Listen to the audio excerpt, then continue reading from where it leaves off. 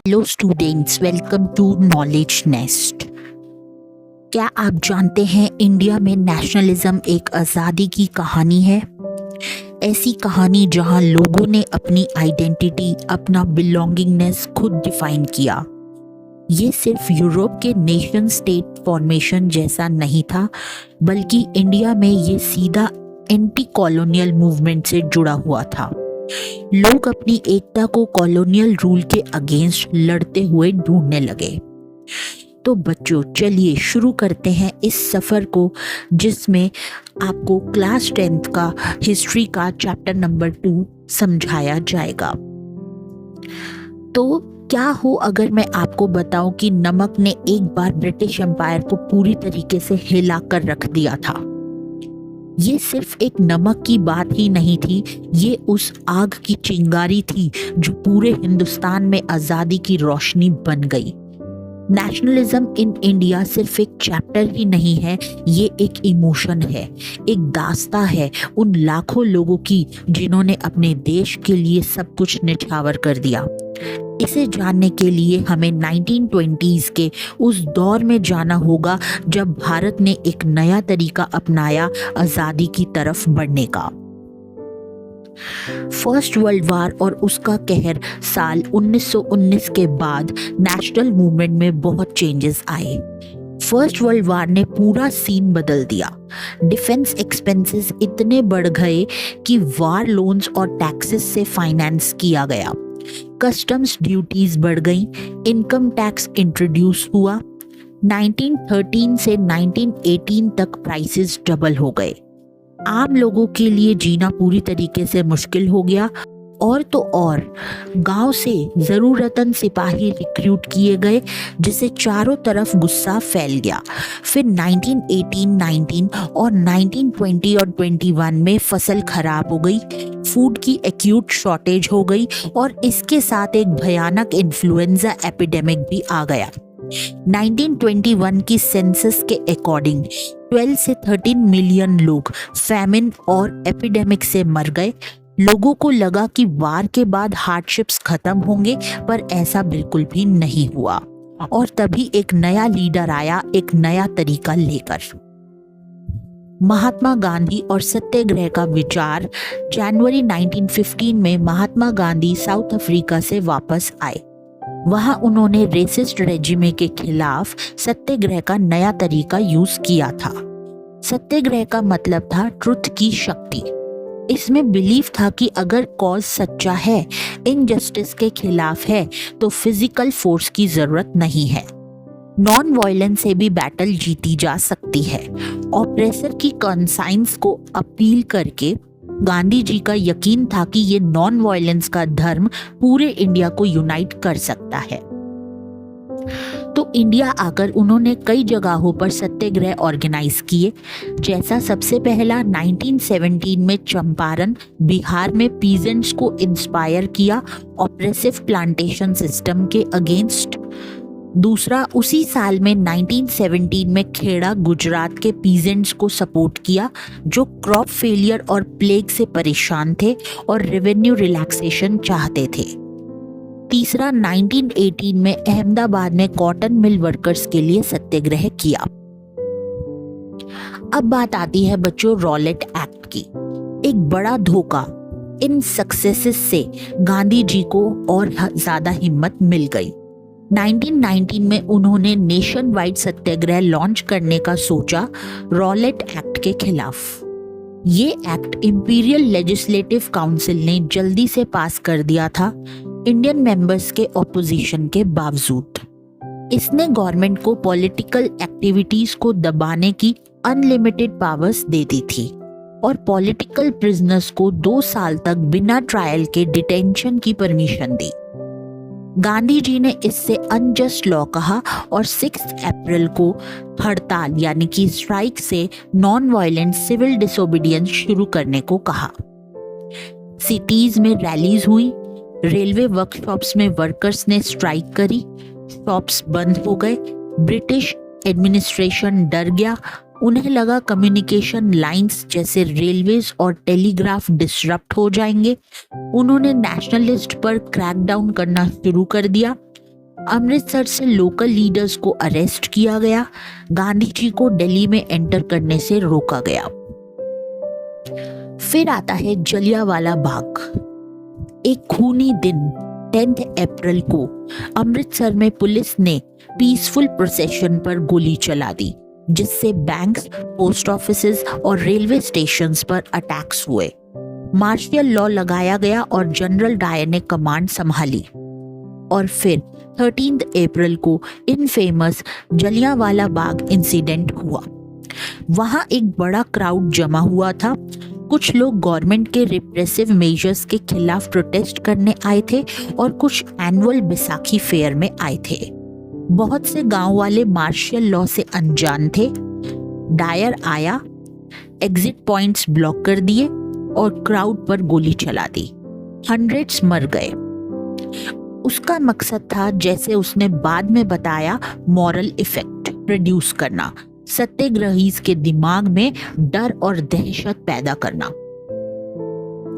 जलियांवाला बाग की खबर फैलते ही नॉर्थ इंडिया के कई टाउन्स में लोग सड़कों पर आ गए। स्ट्राइक्स हुई, पुलिस से क्लैशेस हुए, गवर्नमेंट बिल्डिंग्स पर अटैक हुए। गवर्नमेंट ने ब्रूटल रिप्रेशन से जवाब दिया। सत्याग्रहीज को जमीन पर नाक रगड़ने, सड़कों पर रेंगने और साहिबों को सलाम करने पर मजबूर किया गया। लोगों को फ्लॉक किया गया और विलेजेस को बॉम्ब किया गया। वायलेंस फैलता देखा महात्मा गांधी ने मूवमेंट कॉल ऑफ कर दिया। अब नॉन कॉपरेशन मूवमेंट और खिलाफत का मिलन, रॉलेट सत्याग्रह सिर्फ सिटीज और टाउन्स तक ही लिमिटेड था। गांधी जी को लगा कि एक ब्रॉडर मूवमेंट की जरूरत है जिसमें हिंदूज और मुस्लिम्स एक साथ आएं। उन्होंने खिलाफत इशू को उठाने का सोचा।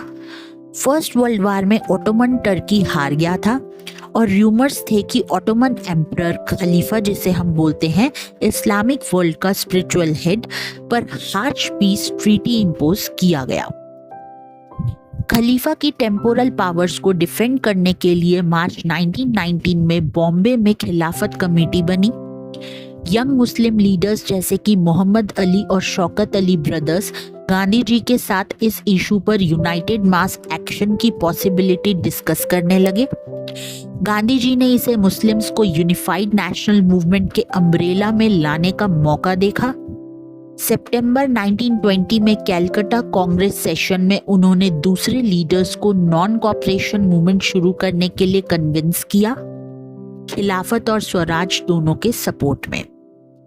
गांधी जी की फेमस बुक हिंद स्वराज 1909 में उन्होंने कहा था कि ब्रिटिश रूल इंडिया में इंडियंस के कॉपरेशन से बना है और उसी से सरवाइव कर रहा है। अगर इंडियन कॉपरेट करना बंद कर दें तो ब्रिटिश रूल 1 साल में कोलैप्स हो जाएगा और स्वराज आ जाएगा। नॉन कॉपरेशन एक मूवमेंट कैसे बनेगा? गांधी जी ने स्टेजेस में इसे अनफोल्ड करने को कहा। टाइटल सरेंडर करो, civil services, army, police, courts, legislative councils, schools और फॉरेन गुड्स का बॉयकॉट करो। अगर गवर्नमेंट ने रिप्रेशन यूज किया तो full civil disobedience campaign launch किया जाएगा। समर 1920 में गांधी जी और शौकत अली ने एक्सटेंसिव टूर किया, मूवमेंट के लिए पॉपुलर सपोर्ट मोबिलाइज किया। कांग्रेस के अंदर कई लोगों को काउंसिल इलेक्शंस बायकॉट करने की रिलक्टेंस थी, जो नवंबर 1920 में थे, और उन्हें वायलेंस का डर भी था। इंटेंस टसल के बाद दिसंबर 1920 में नागपुर कांग्रेस सेशन में कॉम्प्रोमाइज हुआ और नॉन कॉपरेशन प्रोग्राम अडॉप्ट किया गया। जनवरी 1921 में नॉन कॉपरेशन खिलाफत मूवमेंट शुरू हो गया। अब आता है साइमन कमीशन, एक सवाल एक नारा। 1920s के अंत तक इंडियन पॉलिटिक्स को 2 फैक्टर्स ने शेप किया। एक था वर्ल्ड वाइड इकोनॉमिक डिप्रेशन, जिससे एग्रीकल्चर प्राइसेस गिरने लग गए। 1926 थे, 1930 के बाद कोलैप्स। पीजेंट्स को अपनी फसल बेचना मुश्किल हो गया, रेवेन्यू पे करना भी बहुत ज्यादा मुश्किल हो गया। 1930 तक कंट्री साइड में टर्मोइल था। इस बैकड्रॉप में ब्रिटेन की नई टॉरी गवर्नमेंट ने सर जॉन साइमन की अध्यक्षता में एक स्टैट्यूटरी कमीशन बनाई। इसका मकसद इंडिया के कॉन्स्टिट्यूशनल सिस्टम को देखना और चेंजेस सजेस्ट करना था। पर सबसे बड़ी प्रॉब्लम ये थी कि कमीशन में एक भी इंडियन मेंबर नहीं था, सारे के सारे ब्रिटिश लोग थे। जब साइमन कमीशन 1928 में इंडिया पहुंचा तो उसका स्वागत गो बैक साइमन के नारे से हुआ। कांग्रेस और मुस्लिम लीग समेत सभी पार्टीज ने डिमॉन्स्ट्रेशन में हिस्सा लिया। लॉर्ड इरविन ने अक्टूबर 1929 में डोमिनियन स्टेटस का वेग ऑफर किया और राउंड टेबल कॉन्फ्रेंस डिस्कस करने को कहा, लेकिन कांग्रेस लीडर्स सेटिस्फाइड नहीं हुए। जवाहरलाल नेहरू और सुभाष चंद्र बोस जैसे यंग लीडर्स फुल इंडिपेंडेंस के लिए ज्यादा रेडिकल एगिटेशन चाहते थे। दिसंबर 1929 में जवाहरलाल नेहरू की प्रेसिडेंसी में लाहौर कांग्रेस ने पूर्ण स्वराज यानी फुल इंडिपेंडेंस की डिमांड को फॉर्मलाइज किया। 26 जनवरी 1930 को इंडिपेंडेंस डे डिक्लेयर किया गया, जहां लोगों को कंप्लीट इंडिपेंडेंस के लिए प्लेज लेना था, लेकिन इस सेलिब्रेशन को बहुत कम अटेंशन मिली। गांधी जी को इस अब्स्ट्रैक्ट आइडिया ऑफ फ्रीडम को एवरीडे लाइफ के कॉन्क्रीट इश्यूज से जोड़ने का तरीका ढूंढना पड़ा। अब आता है दांडी मार्च और civil disobedience movement. Gandhi ji को नमक में एक शक्तिशाली सिंबल मिला जो नेशन को यूनाइट कर सकता था। 31 जनवरी 1930 को उन्होंने वाइसरॉय इरविन को 11 डिमांड्स के साथ एक लेटर भेजा। इसमें सॉल्ट टैक्स को एबॉलिश करने की डिमांड सबसे स्टरिंग थी। नमक रिच और पुअर दोनों यूज करते थे और ये एसेंशियल आइटम था। नमक पर टैक्स और उसके प्रोडक्शन पर गवर्नमेंट मोनोपोली गांधी जी ने कहा कि ब्रिटिश रूल का सबसे ऑप्रेसिव चेहरा था। ये लेटर एक अल्टीमेटम था। अगर डिमांड्स 11 मार्च तक पूरी नहीं हुई तो Congress civil disobedience campaign launch करेगी। इरविन ने नेगोशिएट करने से मना कर दिया, तो महात्मा गांधी ने अपनी फेमस सॉल्ट मार्च शुरू कर दी। साथ में थे 78 ट्रस्टेड वॉलंटियर्स।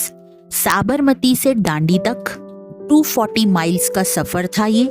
24 डेज में हर दिन 10 माइल्स। हजारों लोग गांधी जी को सुनने आए जहां भी वो रुके। उन्होंने उन्हें स्वराज का मतलब समझाया और ब्रिटिश को पीसफुली डिफाई करने को कहा। 6 अप्रैल को दांडी पहुंचकर उन्होंने सेरेमोनियली लॉ वायलेट किया। सी वाटर बॉयल करके नमक बनाया और यहीं से शुरू हुआ civil disobedience movement. Non cooperation से ये अलग कैसे था? अब लोगों को न सिर्फ ब्रिटिश के साथ कॉपरेशन रिफ्यूज करना था, बल्कि कॉलोनियल लॉज भी तोड़ने थे। हजारों लोगों ने सॉल्ट लॉ तोड़ा, नमक बनाया, गवर्नमेंट सॉल्ट फैक्ट्रीज के सामने डिमॉन्स्ट्रेट किया, foreign cloth boycotted, liquor shops picketed, peasants ने रेवेन्यू और चौकीदारी टैक्सेस देने से मना कर दिया, विलेज ऑफिशियल्स ने रिजाइन किया और कई जगहों पर फॉरेस्ट पीपल ने फॉरेस्ट लॉज वायलेट किए। कॉलोनियल गवर्नमेंट परेशान हो गई और कांग्रेस लीडर्स को अरेस्ट करना शुरू कर दिया। इससे कई जगहों पर वायलेंट क्लैशेस हुए। अप्रैल 1930 में अब्दुल गफार खान को अरेस्ट किया गया तो पेशावर की सड़कों पर एंग्री क्राउड्स ने आर्मर्ड कार्स और पुलिस फायरिंग का सामना किया। बहुत सारे लोग मारे गए।